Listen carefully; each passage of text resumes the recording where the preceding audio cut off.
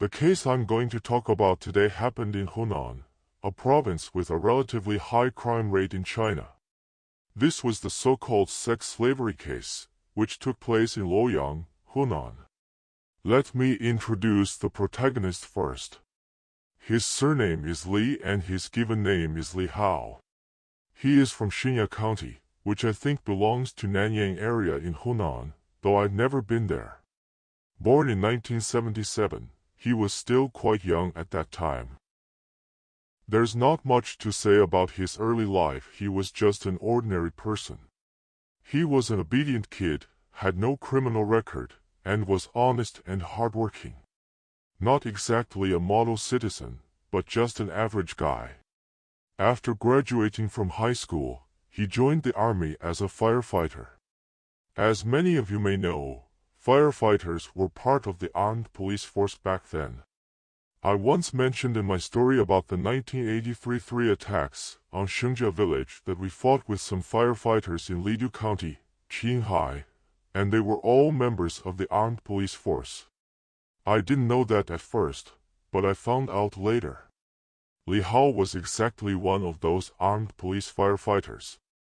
And everyone knows what firefighters do. They put out fires, wear fire suits, climb ladders, and drive fire engines. That was his job. After serving as a firefighter for several years, he was discharged and transferred to work at the Discipline Inspection and Supervision Bureau of LuoYang, where he joined the law enforcement team as a civil servant. In fact, he hadn't become a regular civil servant yet because he hadn't worked there long enough and still had to wait his turn. Being a civil servant meant a regular 9-to-5 job, and the Discipline Inspection and Supervision Bureau was a pretty good place to work. Not a high-paying job, but it kept him fed and clothed, just an ordinary government position. According to his colleagues later, he was a nice guy, never late or absent from work, very conscientious and proactive, and never made any mistakes. So you see, he seemed like a very careful person. His job wasn't particularly busy, and what he loved to do most was watch horror movies. He was absolutely obsessed with them. Watching too many horror movies tends to fill your head with fantasies, right? After binging on all kinds of horror flicks, he started having some twisted ideas. And besides watching horror movies, he had another hobby. He was a womanizer. Visiting prostitutes was his favorite pastime. Then one day, after watching a horror movie about a dungeon where women were imprisoned as sex slaves, he got a sick idea. He thought to himself, damn, if I had a cellar at home and locked up a couple of women there, I could sexually assault them whenever I wanted, and I wouldn't have to spend a dime. That would be so thrilling. So you see, he had all these sick thoughts. I guess a lot of men might have similar fantasies, but most of them just let it stay in their heads. How many people would actually act on it? Li Hao, though, was different. He was the kind of guy who turned his thoughts into action, and you have to admit, that takes some twisted determination.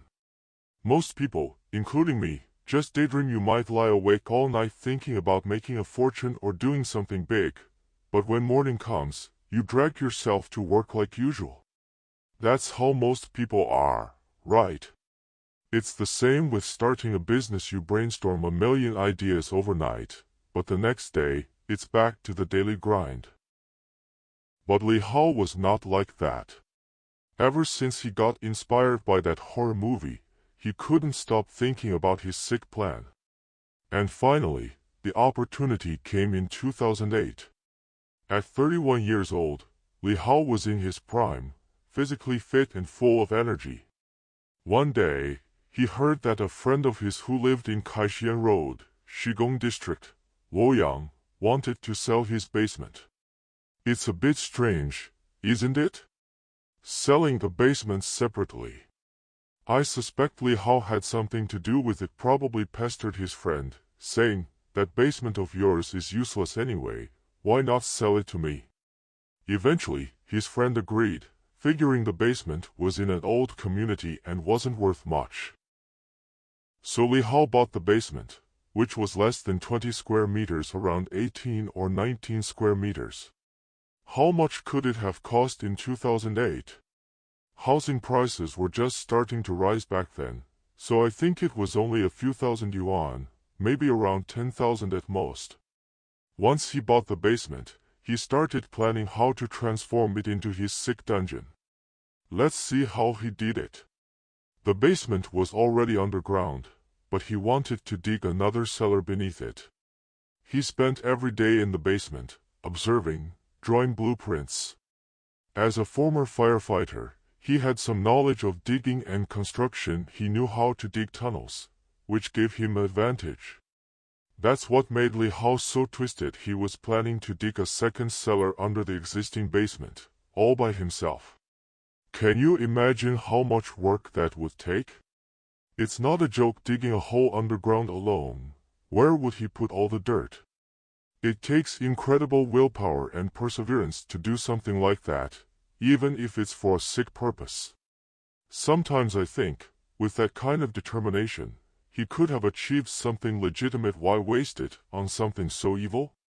I know I couldn't do it even if someone promised me a date with a celebrity like Joey Wong or Bridget Lin. If I dug the cellar, I still wouldn't have the stamina to keep going day after day.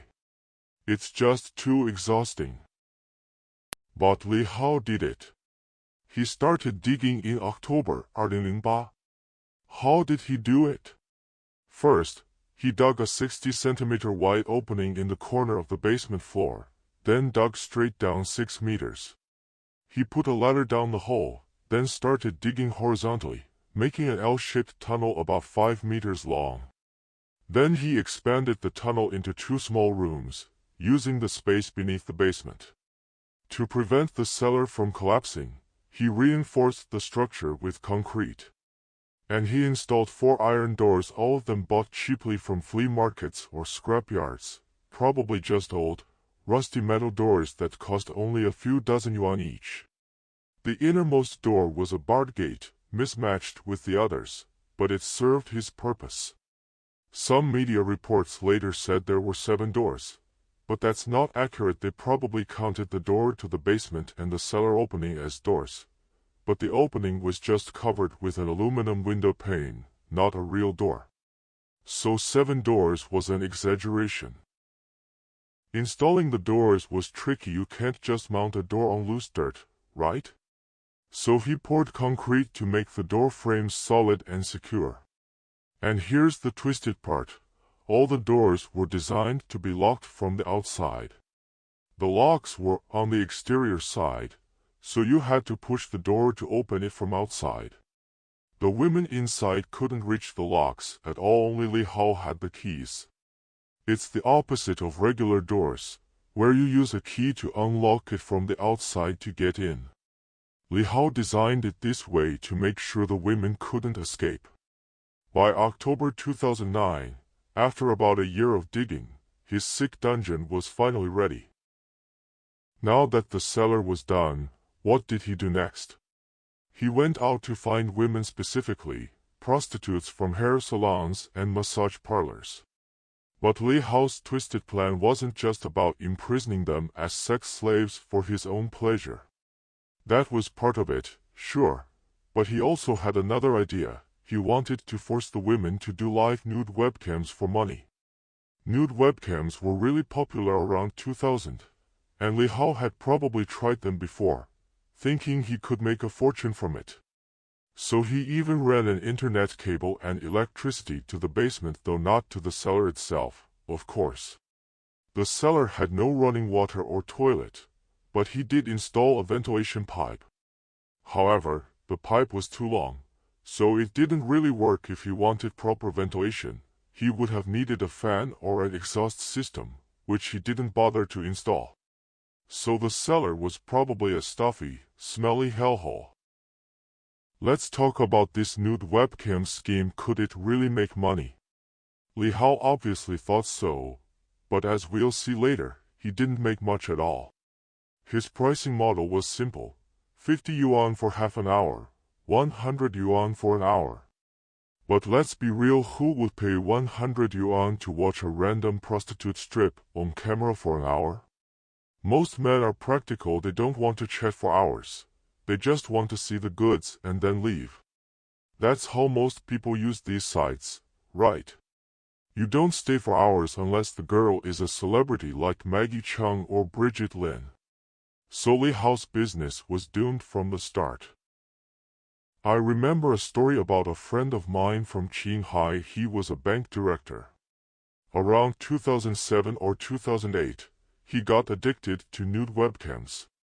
I don't know how he got into it, but he ended up fixating on one girl from Shenzhen.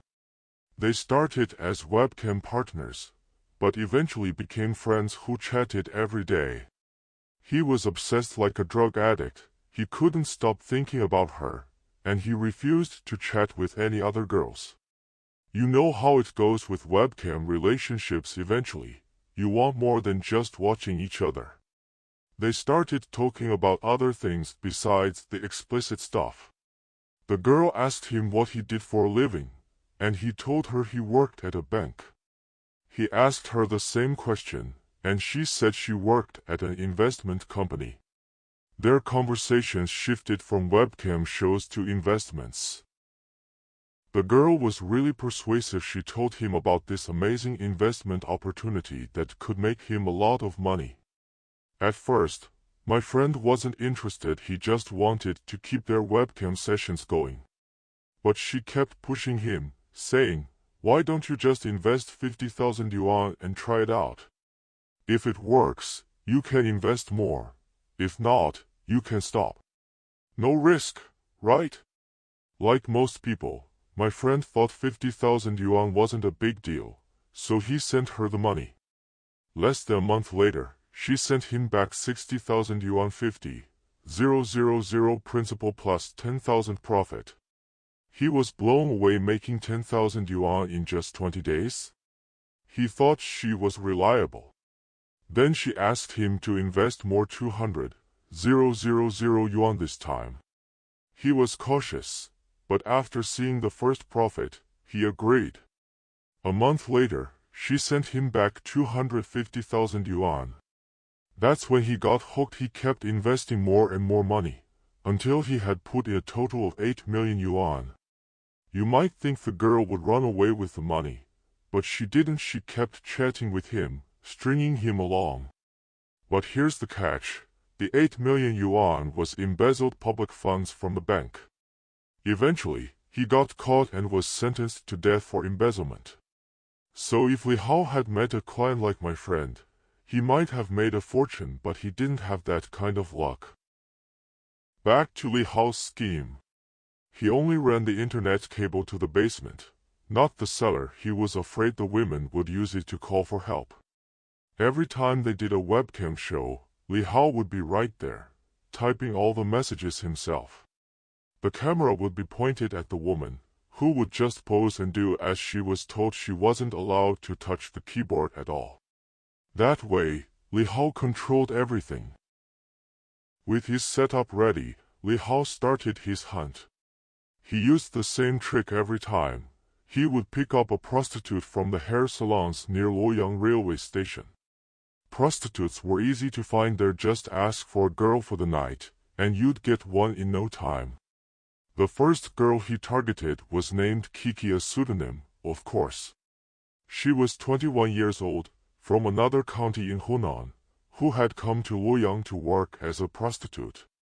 Li Hao negotiated a price with her for a night of sex, then took her to the basement on his motorcycle. Kiki was confused when they arrived. She thought they were going to his apartment, but instead, he led her down to the basement. "Why are we going downstairs?" she asked. Li Hao lied, "My wife's at home, I can't take you there. This basement is nice, though has a computer and everything. We can have fun here." Kiki refused, complaining, "This basement is too shabby. It's way below my standards, I'm not doing it here." Li Hao begged her, "Come on, you're already here, what else can you do?" Kiki hesitated, then said, "Fine, but you have to pay me an extra 200 yuan for the bad conditions. Li Hao agreed immediately. He would have paid anything to get her downstairs. So he led Kiki into the basement. After they had sex on the sofa, Kiki got up to leave, demanding, "All right, pay up." Li Hao sneered, "Leave? You think you can leave?" Kiki's face turned pale. She thought he was going to rob or kill her. "Relax," Li Hao said. "I'm not going to rob you or kill you." Then he lifted the aluminum window pane covering the cellar opening. "Get down there." Kiki refused, but Li Hao threatened her, "If you don't obey, I'll stab you to death right now." A woman alone, facing a man with a knife, she had no choice but to climb down the ladder into the dark cellar. That's how the first girl was trapped. Strangely enough, Li Hao never beat any of the girls because none of them dared to resist him. He used a mix of threats and lies to control them. "Don't fight back," he would say, "and do as you're told. You'll be my sex slaves, that's non-negotiable. I can fuck you whenever I want. But I'll also make you do webcam shows to earn money. When we make enough money, we'll all get rich, and I'll let you go." Of course, it was all a lie. He had no intention of ever setting them free. He even told them that their food and supplies would come from the money they earned from the webcam shows.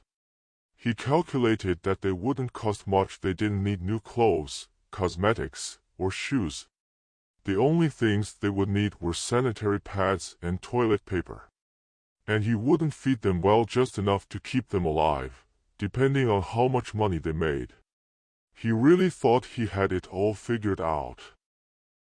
Li Hao used the same trick to trap 3 more girls, Cici, Lan, and Fofang. Taking care of 4 women in the cellar was a lot of work. He had to bring them food every day or every 20 days, depending on his schedule, and clean up their waste. He also had to go to work at the Discipline Inspection and Supervision Bureau every day, so he had to balance his 2 lives carefully. The 4 girls were kept in the 2 small rooms he had dug. One room had 2 single beds and a bunk bed, while the other was used as a kitchen and storage room, with a gas cylinder for cooking noodles and simple meals. The ceiling was so low that the girls could barely stand up straight. Even sitting on the top bunk, their heads would almost touch the ceiling. It was not a place to live, it was a hellhole. Li Hao had a twisted way of controlling the girls. He told them that the good girls who obeyed him would get to go upstairs to do webcam shows. Doing a show meant 2 things. They could breathe fresh air and get extra snacks. Li Hao deliberately starved them. He only gave them enough food to survive, so the promise of extra food was a powerful incentive. He even brainwashed them, telling them that eating less would help them lose weight. "You'll be slim and beautiful when I let you go," he lied. Ironically, most of the girls actually gained weight from the poor diet and lack of exercise, but they believed his lies anyway. Over time, the girls developed Stockholm Syndrome. For those who don't know, Stockholm Syndrome is a psychological condition where hostages develop positive feelings towards their captors. It's named after a girl in Sweden who was imprisoned in a basement by her neighbor for 8 years. During those 8 years, the man beat her repeatedly, leaving her covered in bruises. But when the police finally rescued her, she begged them not to sentence him to death. She said she had developed feelings for him. He was part of her life now. She even defended him, saying that every time he beat her, he would later bandage her wounds, feed her medicine, and take care of her when she had a fever. She was grateful for those small acts of kindness, even though they came from the man who was torturing her. That's exactly what happened to Li Hao's captives. They eventually started calling him brother or even husband, completely submitting to him. Li Hao treated them like his harem every night. He would pick the girl who had been the most obedient to sleep with him. The girls would compete for his attention, bickering and fighting among themselves for the chance to be with him. It's pathetic, but that's how Stockholm Syndrome works. And here's the sad part.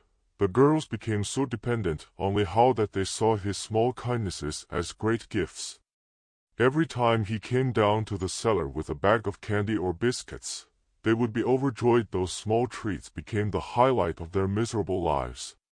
It's a common psychological reaction in captivity when you're deprived of everything. Even the smallest comfort feels like a luxury. I remember reading about an American millionaire who was imprisoned for a crime. While in jail, his only daily joy was receiving a single chocolate bar from the guard every afternoon. He would count down the minutes until 3 o'clock, when the guard would arrive with the chocolate. To him, that small piece of chocolate was the happiest moment of his day. That's how powerful the human need for comfort is when you're in a desperate situation.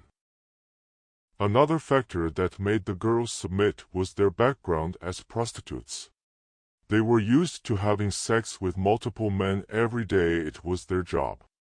Being locked up in a cellar and forced to have sex with just one man was a huge change, but it was also the only normalcy they had left. They were so used to that kind of life that they actually craved Li Hao's attention.